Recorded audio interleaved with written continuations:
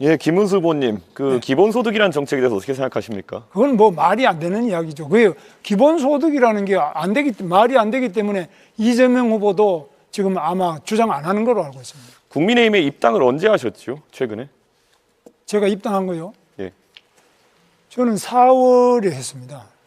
근데 국민의힘의 지금 정강 정책을 살펴보면은 기본소득을 실천하겠다라는 내용이 들어가 있습니다. 그런데 이것을 알고 그 정강 정책에 동의해서 입당하신 것인지 아니면 정치적 상황 때문에 입당하신 건지 궁금합니다. 그 부분은 뭐 저는 잘 몰랐습니다만. 예. 그러면 뭐 이런 상황에서 기본소득에 대해 가지고 그럼 입장을 이제 당 차원에서 바꿀 생각이 있으십니까? 지금 당 정강 정책대로라면 한다고 돼 있습니다. 그런데 그 부분은 제가 검토해보고 만약 그런 게 있다면 기본소득은 사실 개념 자체가 맞지 않다고 저는 생각합니다. 예, 알겠습니다.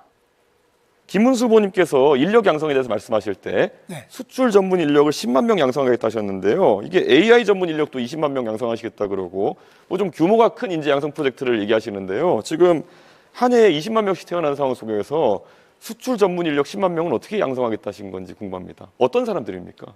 수출 전문 인력은 꼭 미국이나 이런 데만 수출하는 것이 아니라 전 세계적으로 지금 많이 지금 우리나라 수출도 되고 있기 때문에 그런 부분에서 대학교에 관련 학과만이 아니고 또 인문계, 그냥 예능계, 체육계 이렇게 나온 분들도 세일즈를 한다든지 수출 부분에 대해서 각 전문 기관이나 또 기업에서도 지금 하고 있습니다. 이렇게 해서 1년에 뭐 10만 명, 20만 명 하는 게 아니고 제 임기 중에 그렇게 한다는 이야기입니다. 예. 이재명 후보께서 옛날에 2023년에 윤석열 대통령이 미국의 대중국 반도체 판매 통제 요구를 수용하면은 직권남용이다 이렇게 말씀하셨습니다. 형사적 죄가 된다고 말씀하신 건데요. 이런 미국의 요구에 대응해야 된다. 결국 불응하라는 얘기인데요. 사실 이렇게 얘기하실 것 같으면 최근에 HMM의 본사 이전이라든지 이런 것에 개입하시는 것도 직권남용죄에 해당할 수 있다 이렇게 볼 수 있을 텐데요. 왜 윤석열 대통령은 기업에 대해서 얘기하면 직권남용이고 이재명 후보는 할 수 있다라는 입장인지가 궁금합니다. 예, 이재명 후보.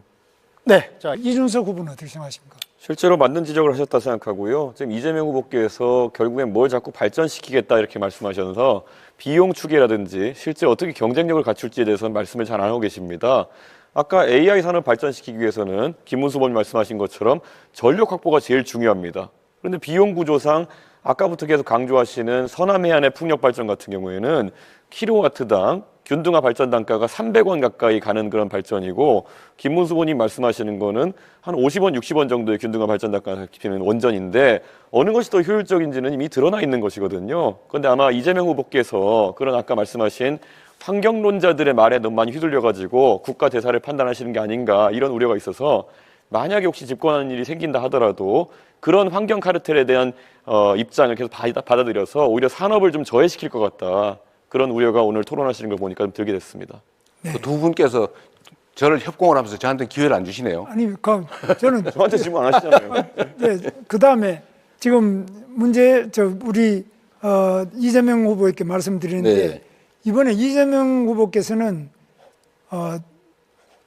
지금 주가 지수 5천 시대를 열겠습니다. 그랬어요. 네. 지금 그런데 5천이 되면 저도 환영입니다. 좋겠는데 이거 들은 분들이 이거 5천이라는 거는 좀 심한 거 아니냐 이렇게 보는 분들이 많은데 네. 우리 이준석 후보께서는 어떻게 보십니까? 이거 5천이 가능합니까? 저는 주식을 잘 몰라서. 저도 5천 하면 좋다 이런 생각을 하는데요. 네. 아마 이재명 후보께서 예전에 주식을 처음 경험하실 때 조금 뭐 친구분의 권유나 이런 거로 작전주로 경험을 하셨다고 본인이 얘기하신 바가 있거든요. 그래가지고 이런 걸 너무 가볍게 생각하시는 게 아닌가 좀 그런 인식인데 당장 이번에 민주당에서 상법 개정안을 추진한 것에 대해서 저는 개인적으로는 긍정적으로 평가합니다. 대주주의 어떤 강압적인 물적 분할이라는 걸 통해 가지고 일반 주주들이 손해보는 상황 속에서는 주가가 안 오릅니다. 그렇기 때문에 기업인이 자유롭게 경영할 수 있도록 하는 것 또는 회사가 자기에게 맞는 판단할 수 있게 하는 것은 중요한데 또 그 말만 하면 되는데 이재명 후보께서 표가 된다고 생각해서 부산 가가지고는 또 HMM이니 또 SK온이니 이런 것들 또 민간 기업인데 잠시 민영화를 앞두고 있다는 이유만으로 옮겨버리겠다 했습니다. 그런 게 바로 주식시장에 있는 이재명 리스크다 이렇게 말씀드릴 수 있을 것 같습니다. 네, 뭐 저는 정말 그렇게 되면 좋겠는데 참. 네, 이제